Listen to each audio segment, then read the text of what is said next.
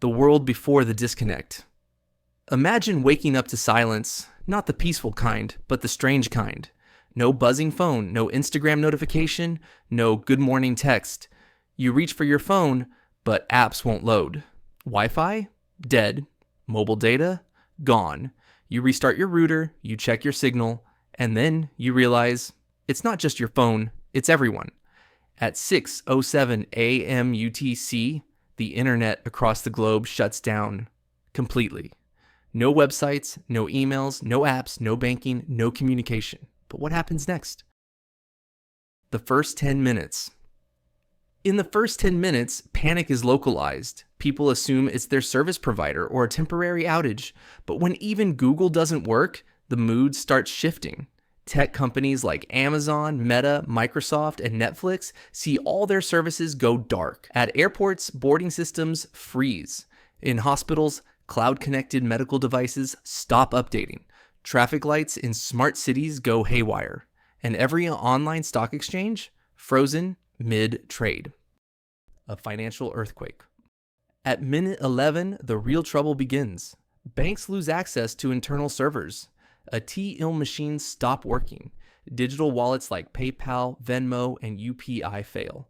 Millions of transactions are left pending. Stock markets, especially algorithm-driven ones like the New York Stock Exchange, NASDAQ, and Tokyo Exchange, halt trading.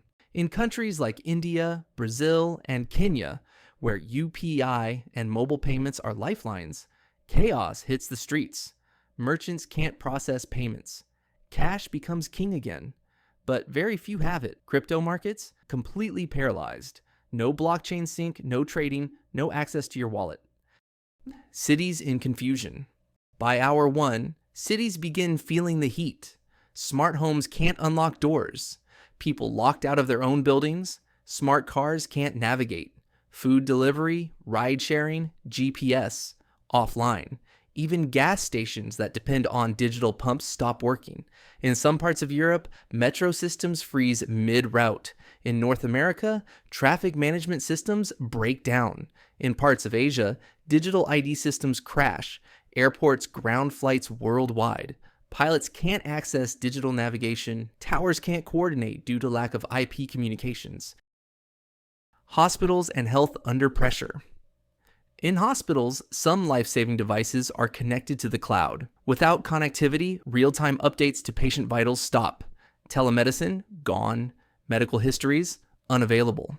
E-prescriptions, halted. In some cases, doctors and nurses revert to paper charts. In India's AIMS or New York's Mount Sinai, patients are treated blindly. Some machines, like remote surgery bots, stop functioning mid-operation.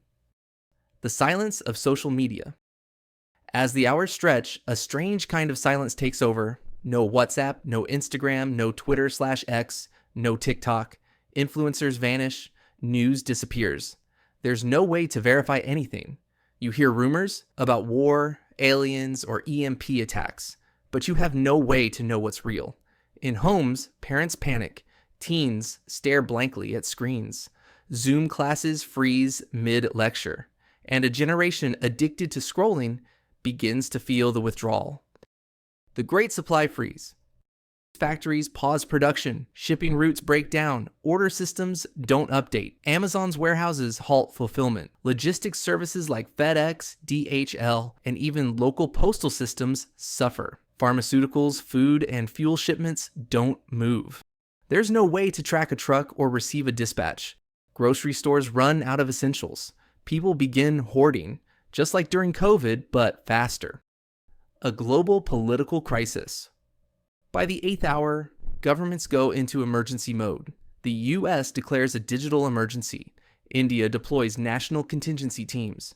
Europe triggers Article 222 for cybersecurity response.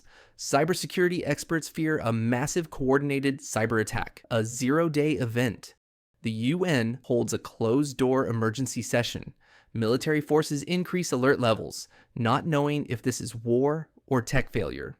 Some authoritarian regimes, like North Korea and Iran, already used to offline control, stay calm, but democratic, open economies begin to crack. The tech industry melts down.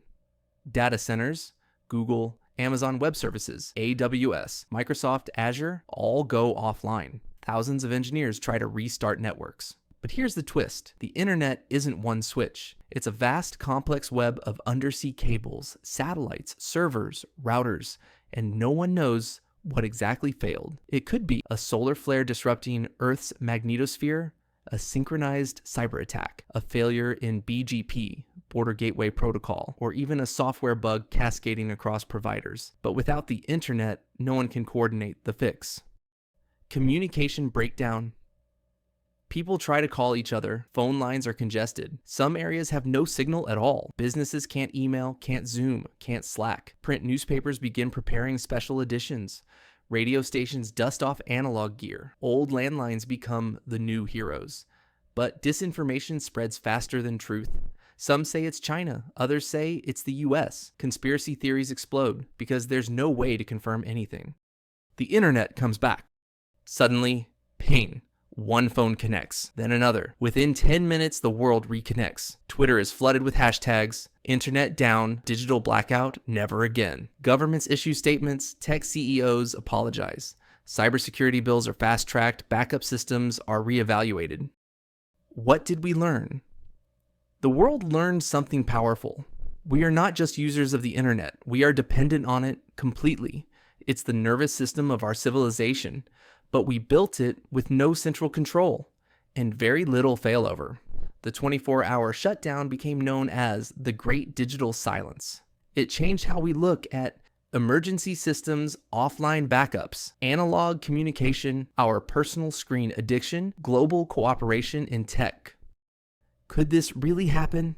Yes, the internet can go down, partially or globally, due to solar flares, like the Carrington event of 1859, cyber warfare, nation-state attacks, BGP hijacks, like what happened in 2008 and 2021, software bugs or DNS failures, terrorist sabotage of undersea cables. Experts say even partial shutdowns could cost the world billions per hour. It's not science fiction. It's a future we're not prepared for. Final words. For now, the internet is back. But the scars remain, and the question echoes. What if it happens again, for longer? Will we be ready, or will we be too connected to ever disconnect?